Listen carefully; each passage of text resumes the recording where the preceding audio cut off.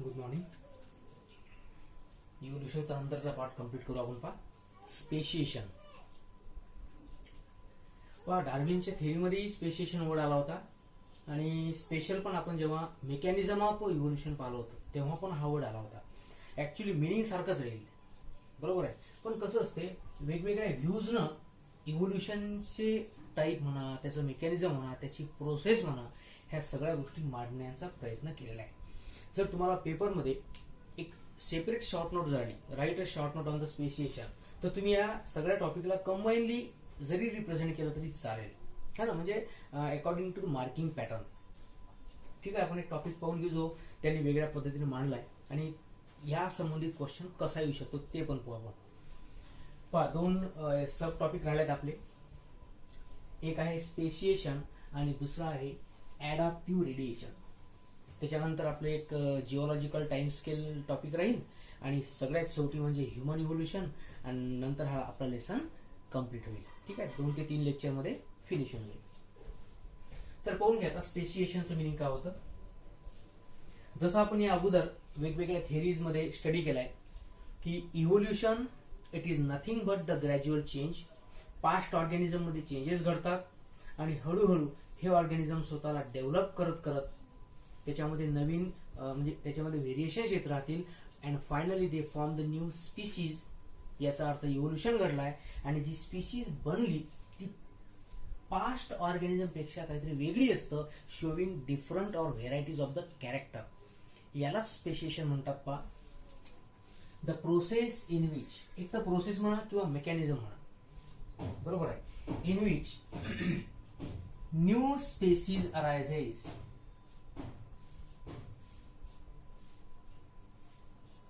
or new species originated, it is called as a speciation.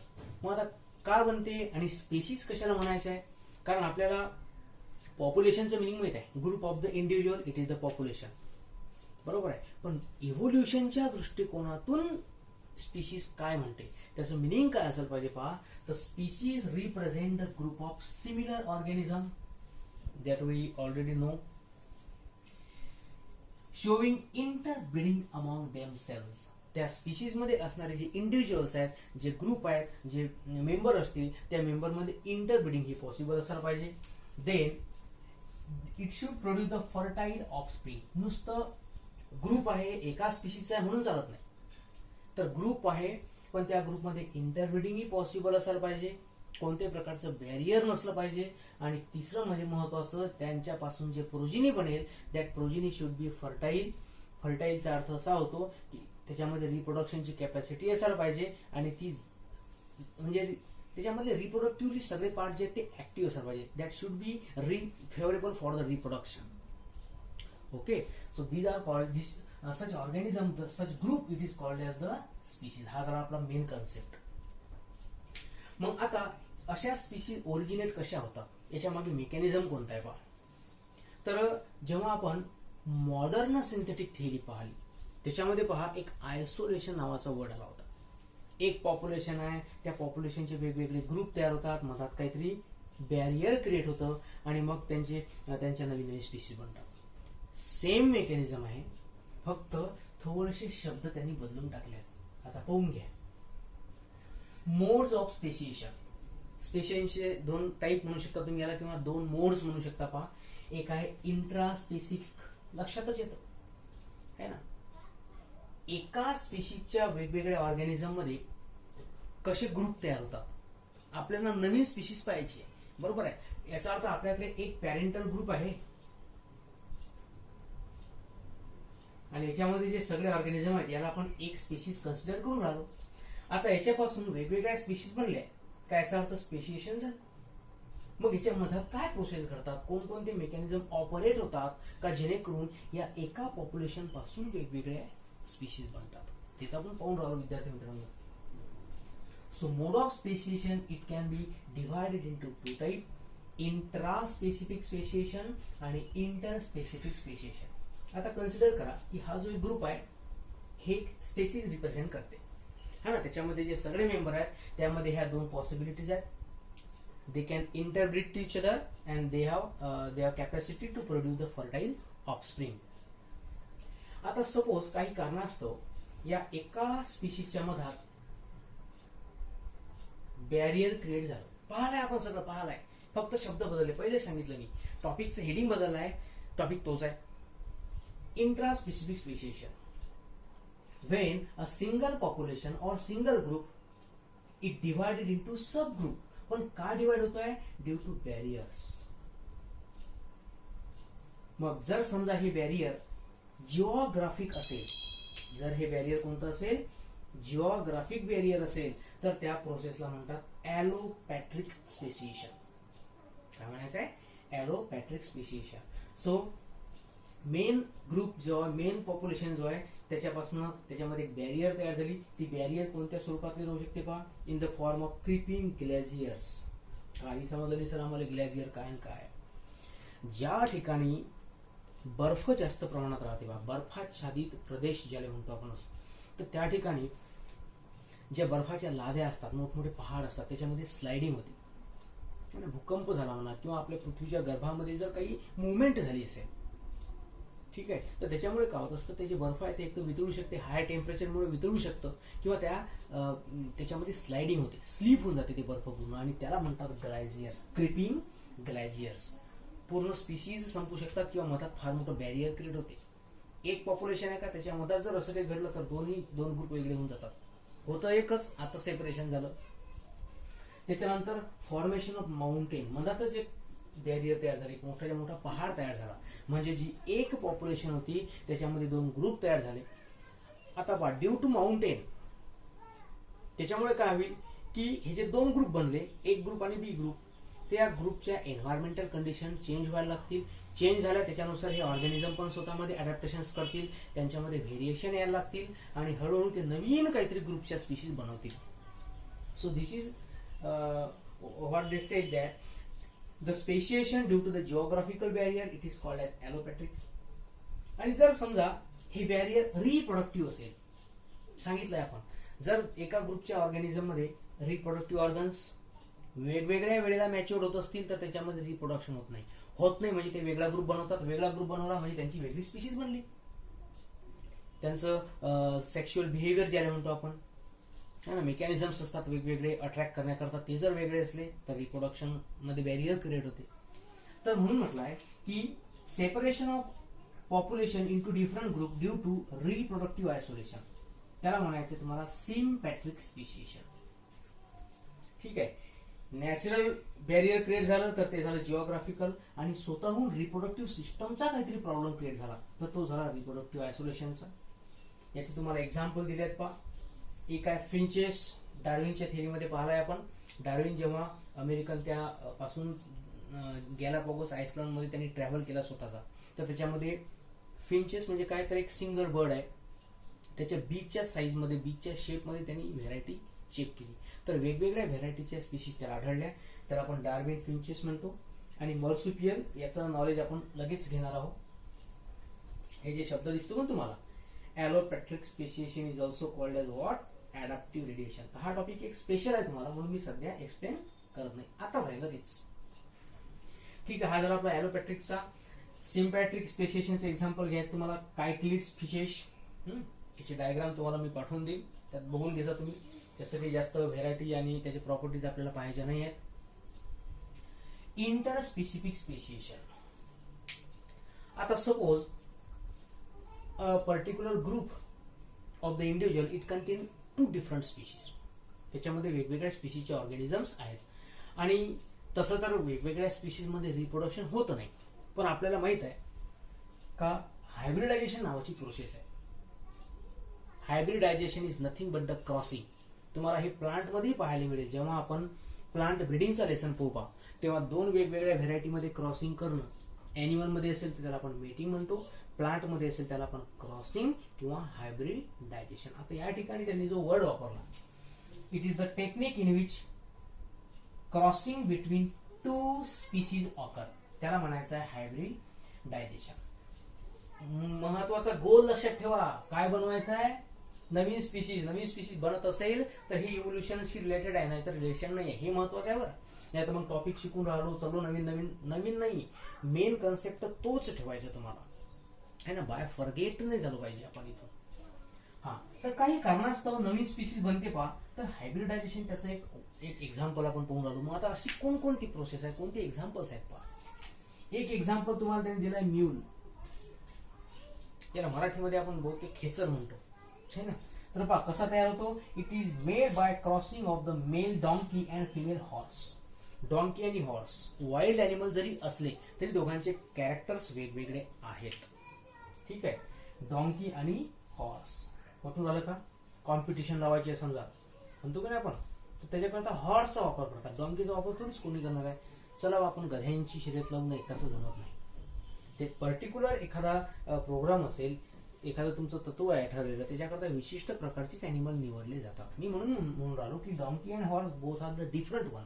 दिसायला जरी जवळपास सारखे असले तरी वेगळे आहेत, आणि यांच्या क्रॉसिंगमुळे जो अॅनिमल तयार होतो त्याला म्यूल म्हणतात. And of course it show characters of both. त्याच्यानंतर दुसरं एक्झाम्पल आहे hinny. It is made by crossing between the male horse and a female donkey. अशी एक्झाम्पल्स तुम्हाला आहेत बघ, लक्षात येऊन राहिले.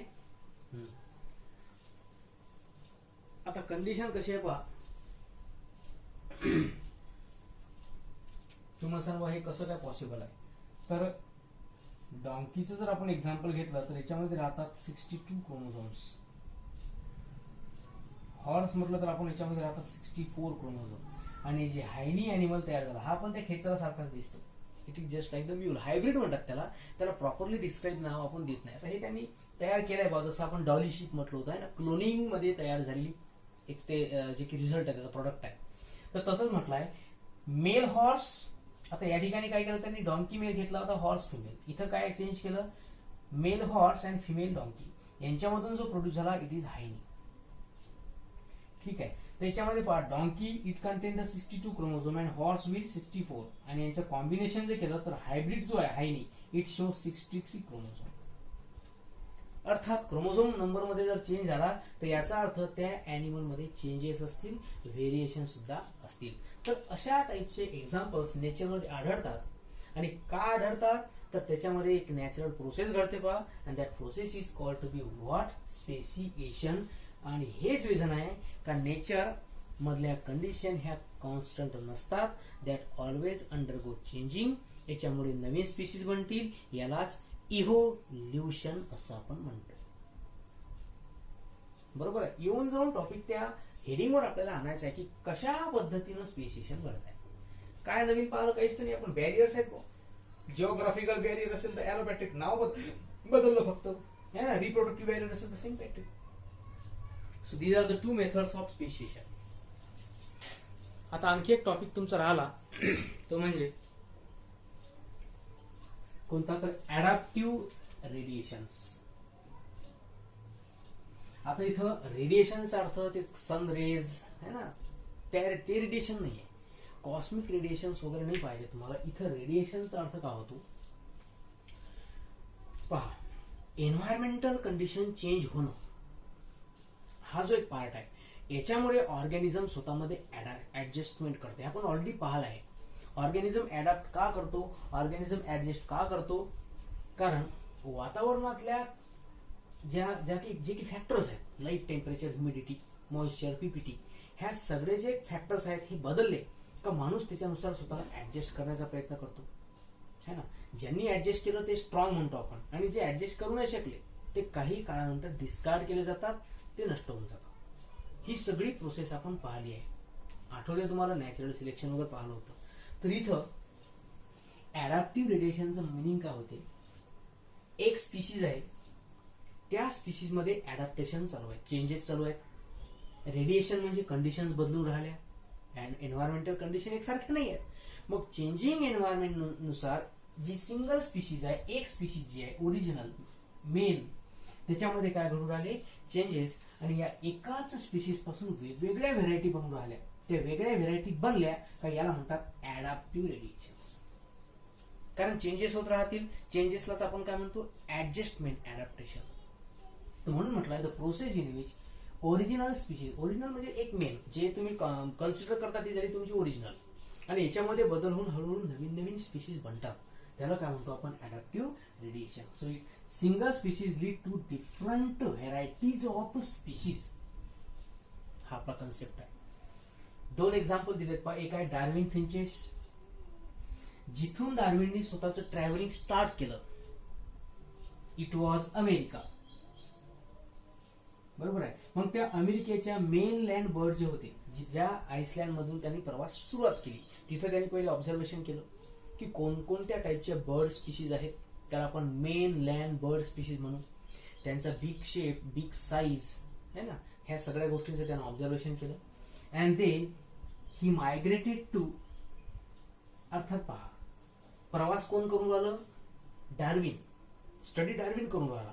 मग त्यांनी या लँडच्या बर्डचाही अभ्यास केला आणि दुसऱ्या लँडवर जेव्हा तो गेला, गॅलापॅगोस, डिफरंट गॅलापॅगोस आइसलँड, वेगवेगळ्या ठिकाणचे बर्ड्स त्यांनी ऑब्झर्व केले, तर त्याला असं आढळलं आहे की बिग साईज मध्ये, बिग शेप मध्ये खूप सारा डिफरन्स आहे. बा ज्या मेनलँड स्पीसीज होत्या दॅट वेअर हर्बीव्होर्स, सीड इटिंग, म्हणजे त्याला आपण प्लांट डिपेंडंट म्हणतो. आणि ज्या वेगवेगळ्या आइसलँडवर त्याला आढळल्या, तर त्यांच्यामध्ये काय डिफरन्स आढळला, that birds were insect eating, herbivorous to carnivorous. लक्षात येतं का तुमच्या, इन्सेक्ट इटिंग म्हणजे काय, तर ते कार्निव्होरस मध्ये येईल. मग हे एवढा सारा बिग मध्ये डिफरन्स का आढळला, कारण एन्व्हायरमेंटल कंडिशन वेगळ्या आहेत. त्यांना तिथं खाण्याकरता ग्रासेस पेक्षा काहीतरी वेगळं फूड मटेरियल अवेलेबल होतं आणि त्यावरच त्यांना डिपेंड राहावं लागलं. So they have modified their wings, sorry not wing, they have modified their beaks according to the environmental condition, according to the food available. जसं फूड अवेलेबल आहे त्याच्यानुसार स्वतःमध्ये ऍडजस्टमेंट त्यांनी केली आहे. ओके, तर हा एक डिफरन्स आहे पण मेनलँड आणि या गॅलापॅगोस आइसलँड मध्ये. मग याचा अर्थ काय, बर्ड सारखेच आहेत, बर्ड तेच आहेत. मग तेच आहेत म्हणजे या मेनलँड मधली जी बर्ड स्पीशीज आहे ती ओरिजिनल आहे आणि याच्यापासून ह्या वेगवेगळ्या स्पीशीज ओरिजिनेट झाल्या, म्हणजेच काय घडलंय, ऍडॅप्टिव्ह रेडिएशन. ओके. सेकंड आहे ऑस्ट्रेलियन मर्सुपियल.